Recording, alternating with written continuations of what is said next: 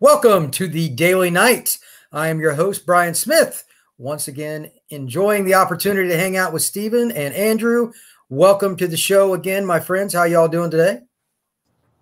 Hi, how you doing, buddy? It's been a long midterm week, so I'm glad to be on, man. Better you than me. How you doing, Stephen? Midterm week while moving is not fun. Ooh. So, well, hopefully this cheers you up because I can't imagine anything being worse than what you're going through right now. So cheers to you after it is completed.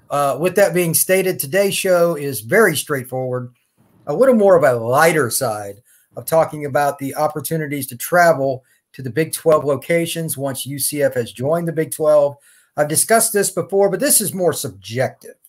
Like, what is it about School X, whatever one you guys want to pick, maybe a couple that you want to see and why. And with that beforehand, I mentioned this before the show with you two, that area, Oklahoma, Texas, Arkansas, that whole area, whenever there's college football change, it seems to happen there, especially since Oklahoma and Texas are about to join the SEC, then, UCF and all this. It's just incredible. It is always that way. But the key here is the following point, and it never changes in Texas. Football is a religion. No matter which town we go to see a game, it's going to be important. And the schools just outside the edge of Texas that are in the league, Kansas State, Iowa State, BYU, etc., their game day atmospheres are tremendous. I know Stephen has a little comment about that here in just a minute. And I've been to a game at West Virginia, which is the really far outcast. Their fan base, the state kind of stops when the Mountaineers are playing. So don't forget about them either. It is a neat place to go for a game day. I've been there. It's been just over 20 years, but it was dope. And the people will absolutely get down and party. So with that, I'm just going to throw it out. Stephen, I'm going to start with you. Up to 3, but if you just want to talk about one, pick a school and pick why you are interested to make a game day trip when UCF plays them on the road. I do have 3, but specifically Iowa State. Okay, let's hear it. Because of they're just rowdy during tailgates. I was watching the game day between them and Iowa, and then I've been interested in them since that because their fans were just amazing. I mean, there's nothing to do in Iowa besides drink, so I understand why the tailgating is so epic. Them and West Virginia are probably the 2 best tailgating opportunities, I would say. Yeah. Because I mean, Pat McAfee's talked about how it gets down in Morgantown. I can see West Virginia getting lit. It's fact. And then BYU for a different reason. Just Utah's beautiful. It's a beautiful state. I would love to go there. All right, those are 3 good ones. Yeah, that whiteout experience. Yeah, that's a beautiful campus at Utah, the mountains and stuff. That'll be a great place to go to watching football. Yeah, Andrew, who do you got, man? What's on your short bucket list, if you will, for just starting off? There's not much to do in Waco, but hey, man, they got the beautiful campus of Baylor. Yes, I would love to visit a Baylor football game. The campus is amazing. The facilities are crazy, and like we talked about, Texas is a money state. So you're not going to be disappointed in that. Yes, indeed. Man, I would love, like we said, I would love to go to a BYU game, man. That experience, I've been watching college football since I was young, so I've been seeing BYU, and I know their fans are crazy, and that experience would be kind of similar like a Penn State game, so that would be crazy. All right.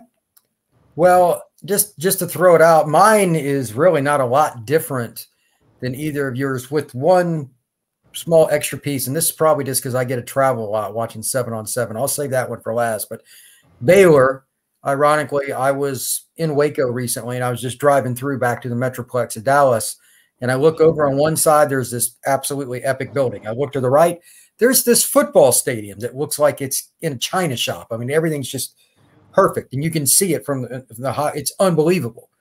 And I've heard about how much money is there and how much the school is really valued and stuff in the state of Texas. So I'm like, that's definitely a short list one for me as well. So I'm going to go with the shout out to Baylor. BYU, and this is for anybody out there, these two hit it on the head.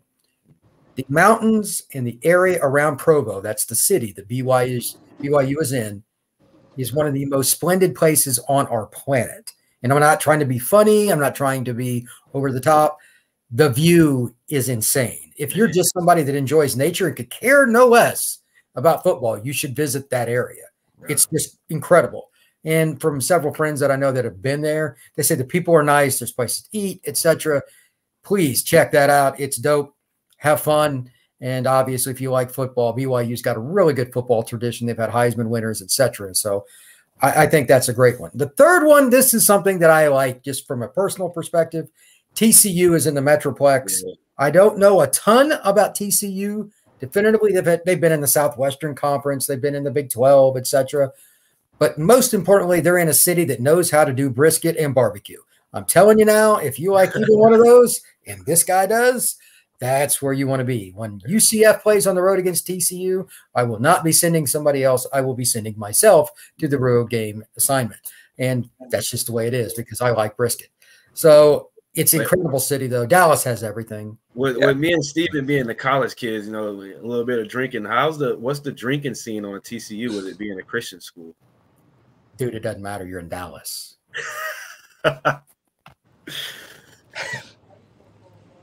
I mean, open container laws are kind of odd. I never been on it. I never focused on the TCU. Yeah, I mean the campus is also beautiful at TCU. Yeah, I know that. I haven't been on the campus. I've never been there, but I took a virtual tour when I was like going through college, touring and stuff. That's cool. Well, I know they got a good football program. They almost made the 2014 playoff, I believe it was, but whatever the case may be, they've had a good program. I never focused on the student life. That's why I was asking, like, what's the scene like out there? I don't know. Yeah, I didn't know. I'm not concerned about that as being a 48-year-old guy. I don't care about the student scene anymore.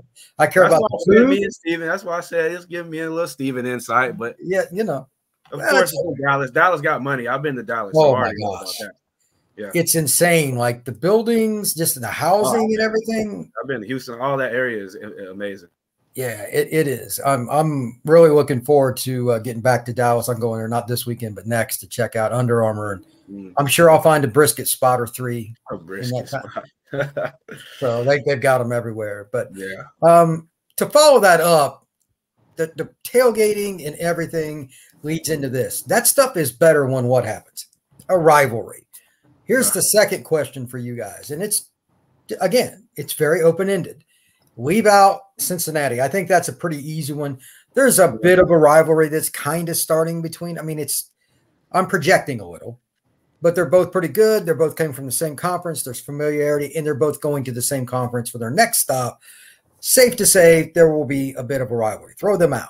Yeah. Out of the schools just in Texas, which one do you think has the greatest chance to be a rivalry and why? Stephen, I'll start with you. Yeah. Houston. Space themed rivalry. Oh, I like that. Both are space schools. That's good. Too bad we can't get Purdue in there to have like a 3-team series, but that's fair. That's fair. Like I just feel like that's also it's the closest by mileage if you count going over the sea. Yeah. Really? I'll be done.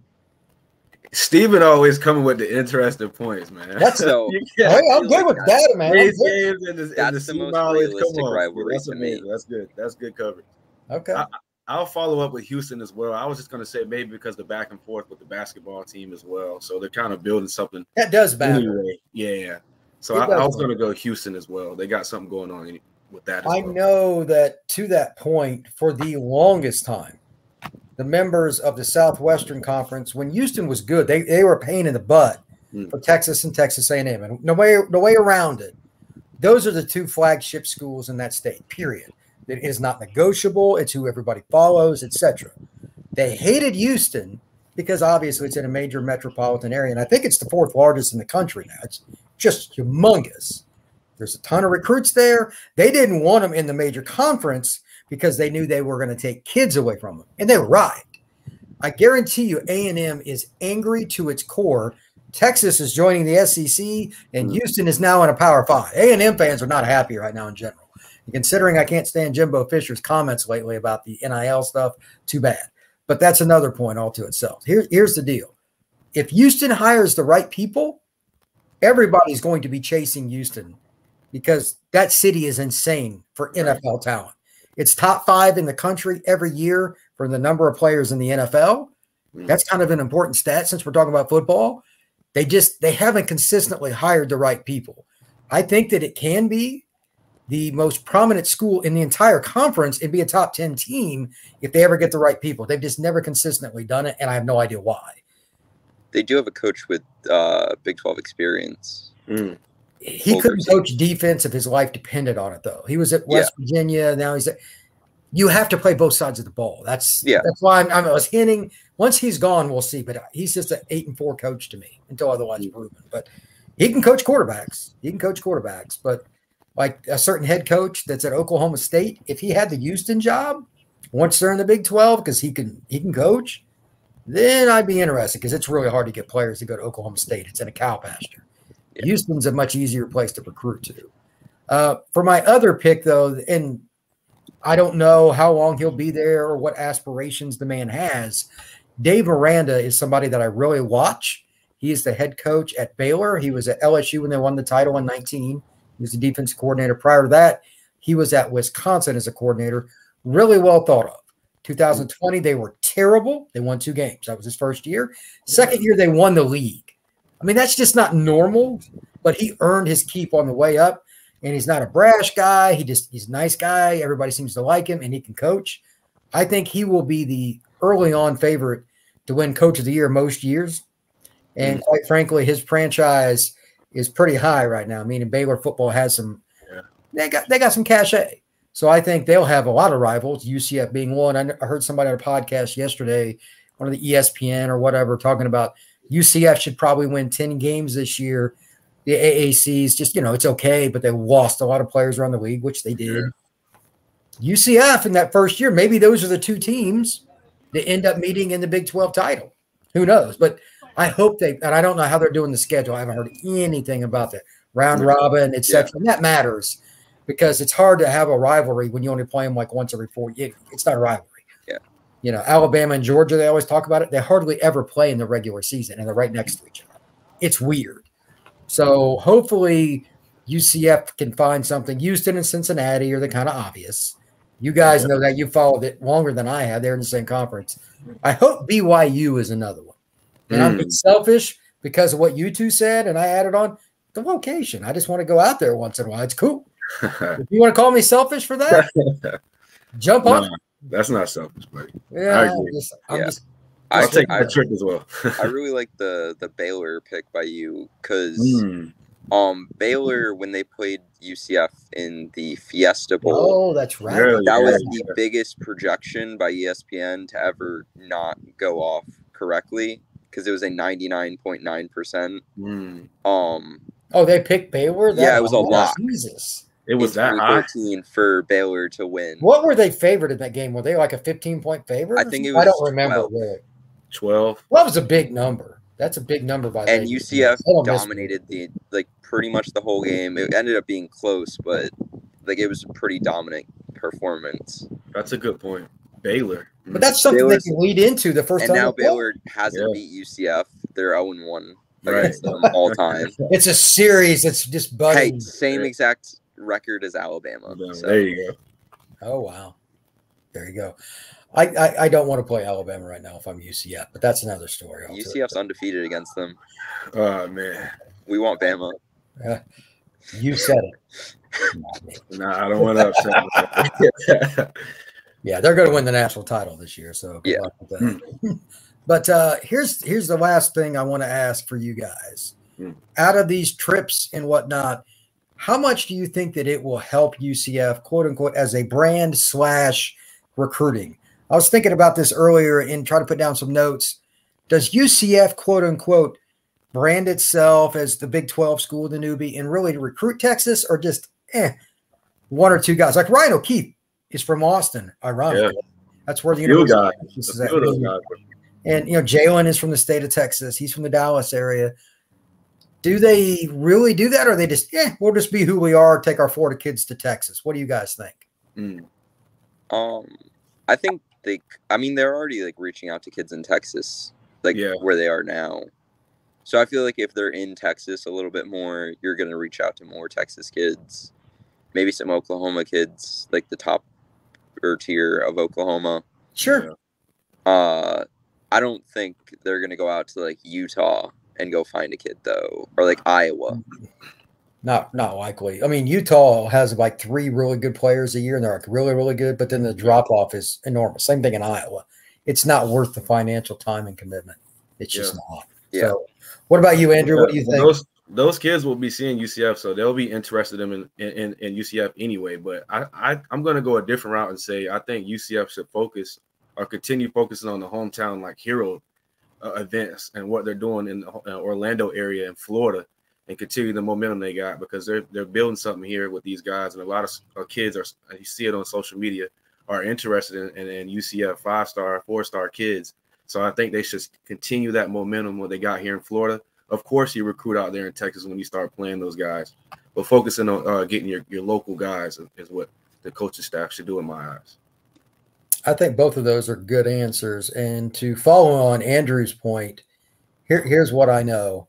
If you are a school, you can pick whatever one you want. It could be Georgia, who's got about as easy a job as it is with the state of Georgia being loaded. Of course, they just want a title. At certain positions, you have to recruit a little broader because their importance is different. If there is an elite quarterback in Utah in a given year, and this past year was one of them, Ohio State recruited a kid from Utah. Is that going to happen more than once a decade? No. But he was a really, really good player. So Ohio State took him. Now, in that mind, UCF, you can never have enough corners, DNs, and then quarterback plays, as I just mentioned. In the state of Texas, if you're going to recruit it, I'd imagine those will be the spots they'll start with, and then you kind of go from there. So, but I agree with Andrew. Otherwise, within, let's say, 150-mile radius of where the campus is, you can get 2/3 of your class pretty much every year, and maybe you get one Miami kid. I've been like pushing the Keon Brown kid from Rickards High School in Tallahassee, who I think is going to end up with 30 offers. UCF's looking at him. It's good enough to do what they're pretty much doing now. It's not broke. Don't fix it. No. Campo for 1 or 2 kids. Lakeland, that area, Polk County, where Andrew's from, 1 or 2 kids. So much talent. And then, of course, you recruit the greater city of Orlando all the way to Cocoa, and then like DeLand and some Sanford, some of the cities around. It's not a rocket science adventure because the talent is incredible. Remember, everybody else comes down to Florida to try to get those kids away from UCF. Exactly. But why would you jump out of the boat when they're already in the boat with you? Yeah, I mean, I think you obviously take the majority of your class from, I'm saying like supplemental kids. Like you obviously want to supplement your class with kids like Caden Kittler from Texas this year. Oh, yeah. Good football player. Hell yeah. Yeah, I mean, he can play center too. Yeah. That's a really touchy position. Yeah. If your center play is not good with all these complex defenses that are starting to evolve, one play it's 3-3-5, the next play it's 4-2-5, then it's 4-3, then it's 3-4. If your center doesn't know the line calls, your quarterback will be bludgeoned. So I don't care if that kid's from Arkansas, I don't care if he's from New Jersey, center is very, very important. So I know he's being groomed to literally be the starter as a sophomore, because Matt Lee is going to be the starter this year. But then going into the Big 12, it's ironic because he's a Texas kid. Yeah. He will be the center, barring something unforeseen, for the Knights the first time they go to Texas and play a football game. That's kind of cool. So it's really kind of fitting. And Caden is, I guarantee you, from knowing him, he's looking forward to that. He's a very fiery young man. So, well, guys, I just kind of wanted to do something fun, a little bit different.